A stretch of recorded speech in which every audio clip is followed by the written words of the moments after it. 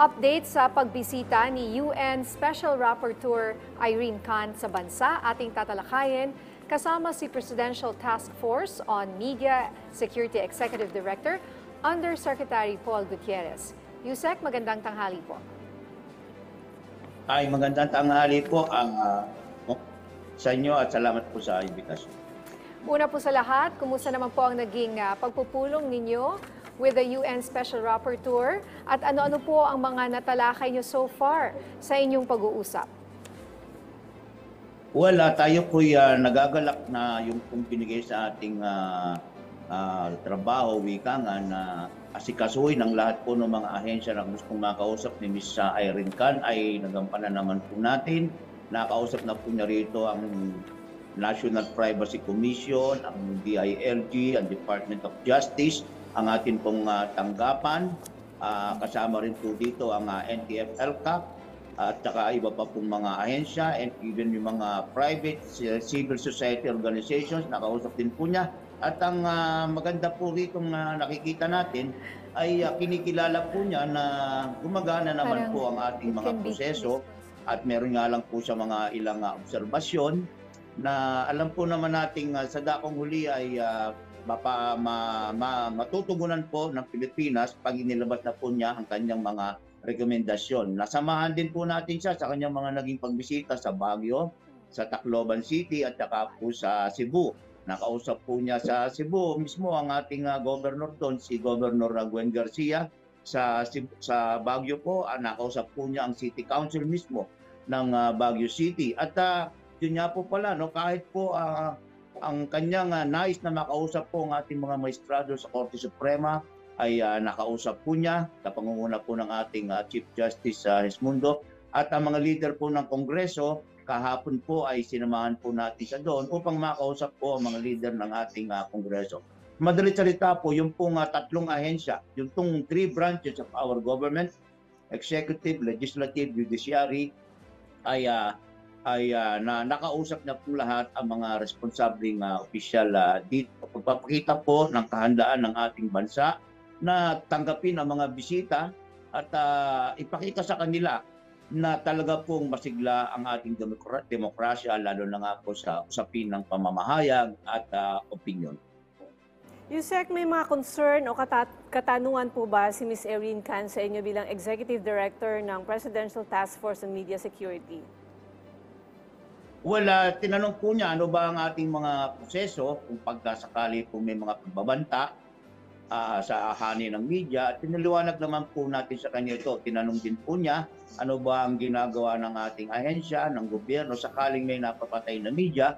At ito naman po yung naipaliwanag din po sa kanya. At ipinuntok pa nga po natin na sa ilalim po ng Administrasyong Marcos, ito pong 4 na naitalang kaso ng pagpatay ay kinukonsidera po nating solved sapagkat ang mga witness po ay ang mga suspect po ay nakilala, nasampahan sa kasong, iba po nakakulong ngayon. Pinakita din po natin sa kanya na gawa pong iangat ng Administrasyong Marcos ang ranggo ng Pilipinas sa Global Impunity Index ng Committee to Protect Journalists from number 7 in the last 2 years of the Duterte administration to number 8 na po tayo ngayon sa nalolooban po ng halos sa kalahating taon nating pagsiservisyo bilang Executive Director po ng ating task force. At pinakita rin po natin sa kanya na maganda po ang ugnayan task force at saka po ng mga responsableng ahensya ng gobyerno, lalo pa po ang Department of Justice,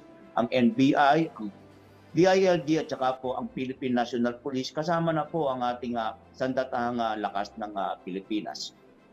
Sir, bilang Executive Director ng Presidential Task Force on Media Security, ibig pong sabihin na kayo po ay sinamahan niyo siya personally sa lahat ng kanyang travels sa Pilipinas? Particular po yung pagbisita po niya sa Tacloban. Tayo po mismo ang kasama po ni Ms. Khan doon upang matiyak po natin na makakausap po niya ang lahat ng mga opisyal na gusto niyang makausap doon. Kasama na po dito yung ginawa po niyang pagdalaw sa kulungan ng Tacloban City Jail. Doon po sa tatlong sinasabing mga human rights defenders at saka po mamamahayag di umano, no? kahapon po ay sinamahan din po natin siya sa Kongreso. At nung isang araw po ay yung iba pa pong mga lakad po ni Ms. Khan, inasikaso naman po yan ng ating pong mga magagaling na staff dito po sa PT Forms, yung aking pong Chief of Staff at saka po yung aking Head Executive Assistant. Buong task force po ay kumilos upang matiyak na lahat po ng mga engagement po ni Ms. Irene Khan, siya po ay komportable, siya po ay makakarating sa oras at makakausap niya pong lahat ang mga opisyal ng gobyerno na gusto po niyang makausap. Sir, last question on my end. No? Were you there when she met up with former Senator Laila De Lima? And kumusta naman po yung kanilang meeting? Or ano pong masasabi niyo sa naging usapan? Mga engagement po niya sa mga ibang mga kagaya po niya, ibang personalidad, outside of the government, hindi po natin ito pinakikialaman. At ito po kasi bilang pagpapakita po rin sa kanya na malaya po siyang makipag-usap, makipag-dialogo sa sino man pong gusto niya pong makausap. So, pasensya na po kayo, wala po tayong alam sa detalye ng kanilang pag-uusap ni dating Senador Laila De Lima, except yung lang pong mga nabasa po natin sa pahayagan. Sir, ano naman po ang masasabi ni Ms. Irene Khan sa suportang ibinibigay ni Pangulong Marcos Jr. pagdating sa karapatan at welfare ng mga mamamahayag sa bansa?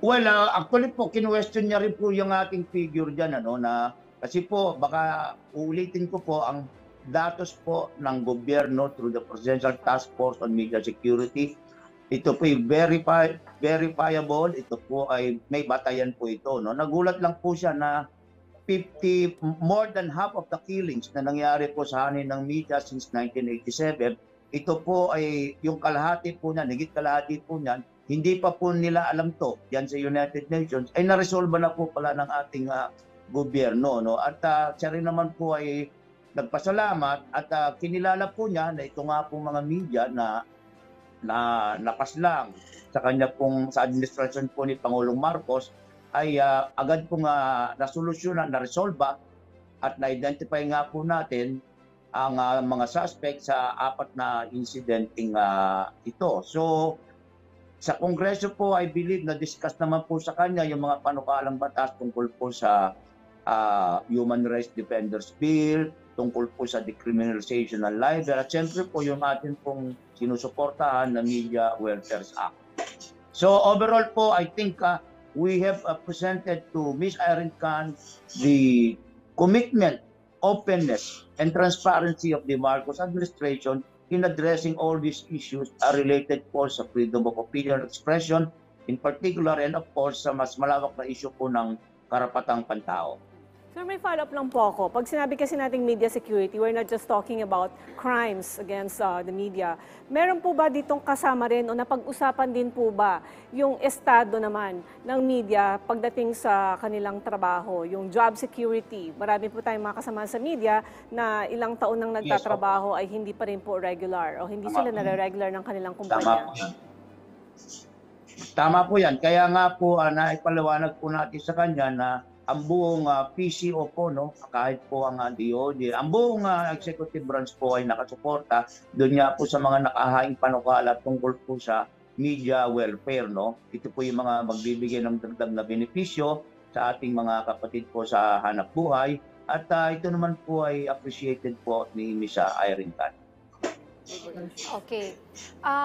Meron po tayong tanong, sir, dito mula sa ating kasamahan sa media na si Tuesday New ng DZBB. Ang kanyang tanong, ano po ang agenda ng meeting mamaya ni na Executive Secretary Lucas Bersamin at UN Special Rapporteur Irene Khan? Sino-sino po ang kasama sa pagpupulong na ito? Well, mamaya po ay magpupulong nga po. Alam po ninyo, ito po, by the way, ito po ay last minute request po sa atin ni Ms. Irene Khan na makausap po si Executive Secretary Bersamin mamaya nga pong hapon. So, ang makakasama lang po dito ay yung pong kami po bilang, siyempre po, kumbaga tayo ang shepherd sa tanggapan po ni ES. Pero ang mag-uusap lang po talaga dito ay si Ms. Irene Khan at saka po si ES Bersamin. Kung ano man po ngayon ang kanila po aktual na pag-uusapan yan po ay hindi pa po natin alam sa ngayon. Although kagabi po, nagbigay po kami ng briefer kay ES kung sa mga potential pong area or concern na pwede pong italagay sa kanya ni Ms. Kat. Sunod na tanong po ni Tuesday New ng DZBB, sa 10 araw ng pagbisita sa bansa ni UN Special Rapporteur Irene Khan, ano po ang na-achieve nito? Well, unang-una po on our part sa gobyerno, naipakita po natin muli ang atin pong transparency, ang atin pong openness, ang atin pong kahandaan ng makipagdialogo kahit sino, at ipakita po ang tunay na record ng estado ng karapatang pantao at pamamahayag po sa ating bansa. No? Unang-una po, I think we have made that impression na talaga naman pong taliwas sa mga negatibong ulat na nakararating po sa tanggapan po ng UN High Commissioner for Human Rights ay ang pagbisita po niya ay maaaring nakatulong na magmulat sa mata ng ating United Nations na hindi po lahat ng nire-report sa UN ay tama at mas matibay po ang kredibilidad ng ating gobyerno sa pagtugon po sa mga problemang ito sapagkat kumpleto po naman ang ating mga proseso at ang ating pong sistema ng hustisya dito sa bansa ay matibay po at malakas at appreciated nga rin po ni Ms. Khan.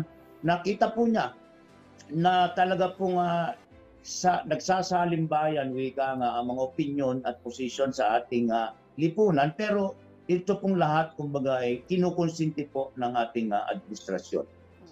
May follow-up question lang po ako dun sa unang tanong ko kanina, Yusek.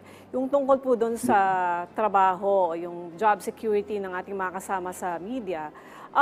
Marami pong labor cases ang ating mga kasama sa media. Kumusta na po ito? Napag-usapan po ba ito or na-discuss po ba kung paano mapapabilis yung takbo ng mga hearing o yung bago makapaglabas ng desisyon?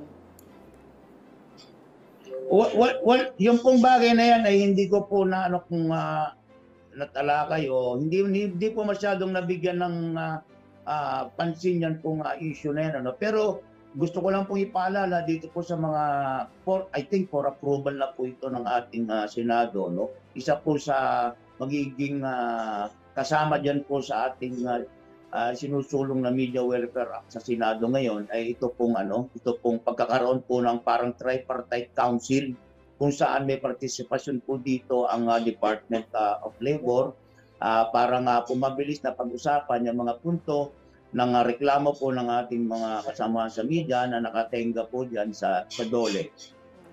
Yun, kasi hindi natin masabi, marami pa rin tayong mga kasama sa media na dekada nang nagtatrabaho pero ang kanilang estado ay hindi pa rin permanent. Yung iba nag-retire na hindi sila permanent, so yung separation pay nila is hindi katulad ng mga regular employees. Diba, at yung iba nga po, namatay na at hindi pa rin nakuha ang kanilang mga benepisyo. So sana maibigay man lang sa kanilang mga kamag-anak dahil ilang taon rin silang nagtrabaho at nagbigay ng kanilang buhay at serbisyo para sa kanilang trabaho bilang mga mamamahayag.